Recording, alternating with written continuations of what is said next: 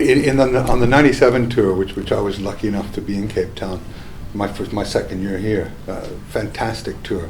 Crowd was amazing, and it did feel like a home game for the Lions in Cape Town. But also that team was full of people with minerals. Yeah. Delalio, Johnson, yourself. You could go on. I mean, they had a lot. Does this Lions team, to you, and that's what I question about this Lions team, does it have the same sort of characters in it? I think so. I think they got a lot of, youth and exuberance. I mean, a lot of players who haven't got previous tour experience, and I mean that in key areas. But I'm not sure whether Mark, but I think he was vocal a bit about Hamish Watson. I mean, listen, from my perspective, of the last 3 or 4 years, he would have been the first guy on the team sheet, and I'm pretty sure he was in that sense because of his consistency. And if there's a player that resonates with a Springbok jersey and a Springbok embodiment of how to play rugby, it's him.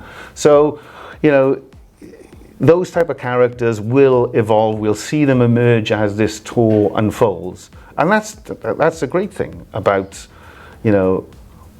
discovering new talent and finding big moments in parts of these games, which are going to have key implications in selection and also performances going forward. And sorry, where do you put? If you look at the box setup, where do you see the big moments and the players coming from? Who would you identify in that box setup as, if they step up, they've got an edge? Well, listen, I'd be interested to know your appreciation about the front row composition of the Springboks at the moment, because there's been a little bit of change, and perhaps you'll answer after I answer yours. But I think, having watched someone like Faf de Klerk over the last 18 months and his performances with Sale, every time at a very, very high level, played with an enormous amount of enthusiasm, technical ability, but also like tempo, is that I think he's key. I think he's really key, and certainly as the axis between, ball going forward and creating width and creating opportunity, just because the way that he snipes and the way that he runs offline and runs into like 10, 12 channels where causes some confusion for defenses, and then is able to pick a small 1 meter pass or even or a nice fade ball for the outside backs to attack. So I think he is key. Obviously at 10 at the moment, we don't know who is likely to be a starter. I know Morné Steyn is coming back into the mix and may figure prominently in this test series or not, but clearly there's been some injuries at 10 that causes some concern, and consistency at 10, because that's where the void has been over the last 19 months. No international test football, and also Pollard's just recently coming back for an injury, so issues to be concerned or not, I don't know, but it's definitely interesting dynamic. Yeah, it's like you say, we'll get a better idea on Friday night when the Boks play Georgia. It'll be their first hit out, and they get a second crack at it the next weekend. Pollard is starting, and he's the vice captain. So I think in an ideal world, they're hoping that by the time that first test comes, he's had 2 test matches, and he's good to go, and Steyn would be the insurance policy on the bench. I think they see goal kicking as being hugely vital, and someone who's been there and done it before. Absolutely, yeah. And I think that's where his domestic form was rewarded. And if you look in the front row, the one thing they won't have is the potency of the famed bomb squad, because of injuries, because of changing dynamics. So to have a Steven Kitshoff come on 45 minutes, it reminded me that the Bok bench in 2019 reminded me of the All Black bench in 2015, when you had Sonny Bill Williams and Bowden Barrett coming on at 40. They were going to rip defenses apart. So Steven Kitshoff is now your starter. Not quite as special what's on the bench in terms of covering the loose end. The hookers are interchangeable. You'll probably start with Bongi because of his scrummaging, Malcolm Marx to come on. And then you've got Frans Malherbe, who they really rate, and he looks like the most unlikely tight head, but he's the most efficient.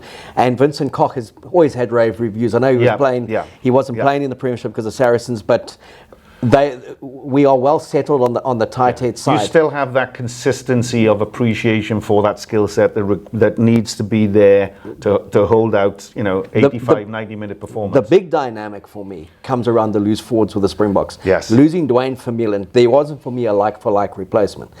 So he's one of the most unique players that we've seen in the last quarter of a century, isn't he? As an athletic performer, as a number 8, not only his ability to cause destruction and mayhem going forward, but certainly over the ball, there's nobody better at the steal. So a key component that cannot be replaced, but have to live with that decision. And maybe there's a chance that he recovers well, and because he's still a fit and young man. So. Look, I also was speaking to Rassie when he went down on that Friday night. I mean, it's that Saturday night. He knew he was gone, but he had a similar approach to Gatling. I'm seriously pissed off, but we've got to find out who's playing next. Yeah. There wasn't this thing of let's give him 5 weeks, let's give him 7 weeks, and we'll make a decision. They've kept him in the mix, but straight on to Jasper Visser, who they looked at, who was very good for Leicester. Jury's still out on him, though, at the next level. The two Dupree brothers, the twins, Dan and Jean-Luc, have been playing well for Sale. And then, for me, the biggest surprise at 8 was Kwagga Smith, that they're starting him against Georgia, because he just doesn't fit the mold of what the others do in terms of physicality in that. So you don't know if they've got a trick up their sleeve there, or if they're going to look at potentially then starting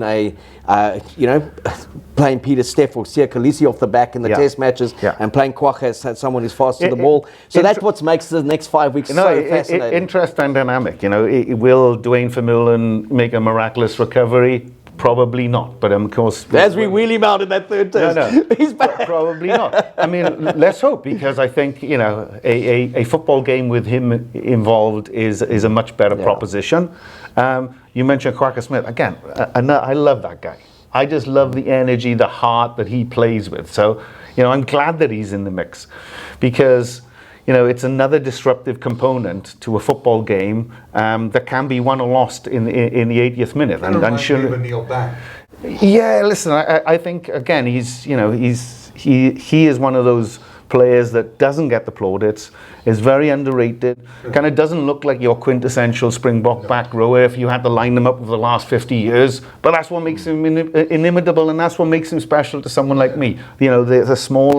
The smaller guy with a bigger heart, A bit of a cult-like figure. Yeah, so I like his inclusion. You go back, Visa. I mean, he has been a revelation this year for the Leicester Tigers. The Tigers have had 5 years of purgatory. They've been in terrible form. But this year, he has been the catalyst. Every game, week in, week out, he has been a consistent performer. Does that make it easy to understand how we would potentially play in a Springbok jersey? No, because he'll be familiar to all of the guys who have played in the English Premiership. But as you know, when you put the Bok jersey on, you grow by 30%. You're surrounded by talent. So I think that the back row is always a key component, and always the biggest talking point for South African, pundits and plaudits. So the mix is there. It's just how the balance works. Because I know you like to have a fetcher, you like to have a breakaway, and you also like to have a carrier. So that will ultimately be down to how the front five perform, I guess, over the next 2 weeks against Georgia, and the second row composition is going to be key. But there's lots of depth in that lock position. There's lots of depth in the back row. So that gives everybody a lot of comfort, that the ability to create quick ball and deliver quick ball with those halfbacks in tow, and potentially still fit and still very, very adept, makes it look very exciting for the Boks. And if you look at the midfield, your speciality, established pair that they've got in terms of Deolandi, who was very good at the World Cup and has been good till the Burns for Munster, and Lukanya who is very highly rated within the squad because of his defensive organizational ability, a bit like Jacques Fourie used to do, kind of controls the defense from 13. And then looking at who do you think Are they going to go with the Irish pair? Do you think there's an opportunity of two individuals forming a great combination for the Lions on this tour? Let's go back to Delenda. I think ever since he came on the scene, I think those who have a keen eye for midfield play instantly recognize him as a talent, someone who's gone on from strength to strength. I know that his first couple of years as a Springbok were kind of much maligned to some degree because not because of his work ethic or because of his input, but was it the right fit? I can tell you 100%. He is my type of player, and there's subtleties and nuances that if you're not a midfielder you wouldn't see. And certainly for Munster has been a revelation. So I think he brings a lot of heat and energy in that position, and will be a key factor for the Lions' defence and how you keep him contained. Going on to the midfield Lions balance, I'm going to keep an open mind about that. Clearly, there's been one standout player in that position. And that's been Robbie Henshaw. He and Delenda, I think, have dominated that space in Northern Hemisphere rugby this year, no doubt about that. The inclusion of Bundyaki, maybe is that going to be another masterstroke for Gatland, someone who's robust and his low centre of gravity can pose a threat, against what's going to be very tough midfield defence, whoever they come up against. And then you got where does Farrell come into it? Is Farrell the first centre? Is he number 10? And what type of combination does that look like? Whether he teams up with someone like Chris Harris or Elliot Daly playing at 13. So those questions will be answered. But I think firmly, first and foremost, I think the Irish pair probably hold the cards right now, and it's up for somebody else to break up that partnership, because kind of looked pretty settled and very efficient and effective against Japan. But you're going to be up against a different beast as this tour plays out. And Farrell, does he, leader of England, not on form in the Six Nations, was playing for Saracens in a first division, huge respect within the English squad. When they did the leadership call, interesting to read that he was the most popular bloke of the four. When Gatland asked him to pick four leaders, the players voted him tops. Does that put kind of a bit of pressure back onto Gatland to think that maybe these players could be galvanised around him and his leadership? And I know there's a lot of respect for him within the Springbok squad. They find him a tough bastard. They say he's from that league mentality. He's resilient, isn't he? He's like a cockroach. I mean, listen, he will not be quashed. If he has a bad performance, it's because he sets such high standards for himself, and the world and his wife appreciate that, and they like to bring him down. But his resilience and his fortitude, I think, his mental strength is there. That he will have understood that the Six Nations wasn't a great footprint for him personally and as a collective. The situation with the Saracens thing and playing in the championship, not ideal, but listen, showed everybody that his loyalties are with Saracens. Quality player, was never no doubt that he wouldn't be included in this, and it's up for him now to put his money where his mouth is, because Biggar's been exemplary this year for Northampton Saints. There's another guy who just oozes character and application and resilience, So the bar has been set, and it's for Farrell now to command either at 10 or at first centre, number 12, to see what kind of harmony can be created in that 9, 10, 12 axis, or 10, 12, 13 midfield. So very interesting proposition. But he's a player, Farrell, that everybody loves to hate, and whether that comes with being England captain, unfortunately, but he's got big shoulders. As you said, he's got the right DNA, comes with the right family credentials, And whether he's wearing the England rose or the Lions emblem, you know, he's still a world-class player. Yeah, I think that he'll step up. I really do. But Kev, one, he has to, because there'll be no room for complacency, and he'll understand with the standards that he does set, is that, you know, it can't be an 85% performance. He has to, you know, he has to really shine. And I think with him performing like that, he is the type of player that gets the best out of people around him as well. So not only will he want to set a high standard of personal performance, not at the detriment of team performance, and he'll drag people with him, and that's the type of character that he is. And that probably goes to your comment earlier, Mark, about if you ask the players, you know, from a leadership perspective, who would you follow? You know, Farrell is the guy. I see him as being very significant to the series, Yeah. and we're going to be chatting every week in the build-up to the series, and I can tell you every week it's going to change, because we're going to have seen a game, we're going to have seen a South African opposition maybe expose something we didn't know was there, and when I looked at the Lions squad, and I was also one of those that said, oof, they've left out some big names, and you've said they weren't really the form names this year, but I see that from a Lions perspective in the past, a Lions tour could be the breaking of some careers. I could see this as a making of some careers. Yeah, for sure. Because there's a lot of youngsters and even a couple of club players that are on the peripheral of their own international teams. They have a great series here, they come away with a win, and they set up for a World Cup in 2023 and basically for the next 5 years.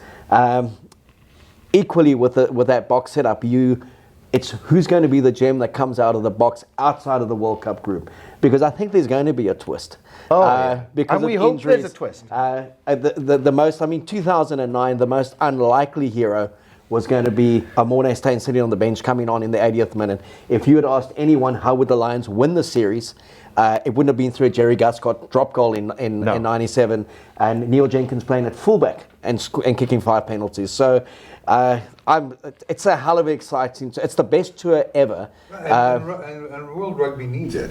I mean, we're desperate. The game is desperate for something to shine a light on.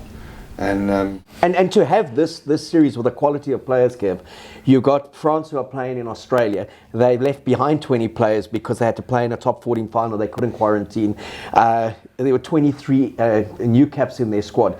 You've got a Tonga side that's playing New Zealand on Saturday. They couldn't pick any of the international players. They've picked 13 debutants, and they've picked them out of the club scene and provincial scene in New Zealand. Yeah. So that's not test rugby. No. This is the test rugby. I mean, this is like 3 World Cup finals, 3 successive weekends, and it's the equivalent of playing Wales, England, Ireland, and a very good Scotland side, individually and collectively. It just doesn't get bigger than this. This is the theatre that I'm trying to kind of evoke. This is what is great about World Rugby, about these series that come around every 4 years.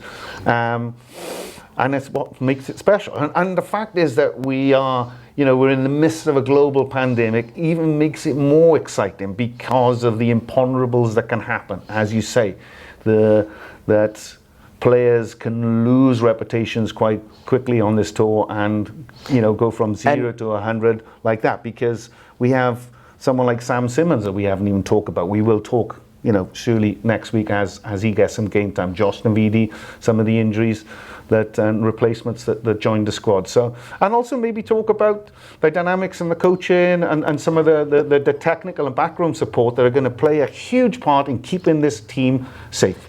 You also look at and a very interesting.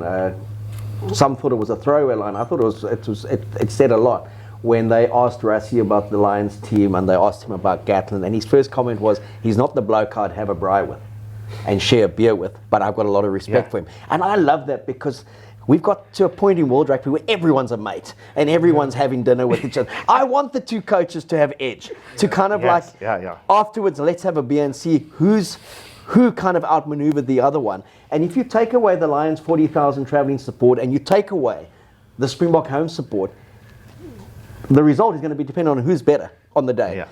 So there's no outside influences. There's that 23 have done a number on that 23, and it will be down to a kind of coaching, to a game management. So I think that those levelers will leave us with no doubt There was no home ground advantage. There was no travelling support advantage. It's like if the Lions win, they were the better team. If the Springboks win, it reinforces why they were the world champions. And that makes for the most wonderful, wonderful series, and the fact that it's 3 as well. Kudos, by yeah. Well, there's no doubt that we've lost the millennials. They're off taking selfies, and the snowflake generation never tuned in. So at the risk of not losing the Generation X, let's just end it on that and look forward to next week, after we've got a brief snapshot into what the teams are doing, albeit brief. And thanks for coming in, Scott. Really appreciate it. Mark, as always, really appreciate your insight. Thanks, Kev. And look forward to next week. Yeah, and more thoughtful disagreement, radical transparency, whatever comes out. And I'm sure that in the middle of that, we will have some great sound bites and some edge from Rassie and Gatlin, because that really kind of is the the temperature gauge at the moment, and how the kidology is played out between both media kind of stations at the moment. So it's immensely exciting, despite the backdrop. But let's get it on. Yeah, and come over to my place, Scott, on Saturday. Well, Have a glass of milk and watch it.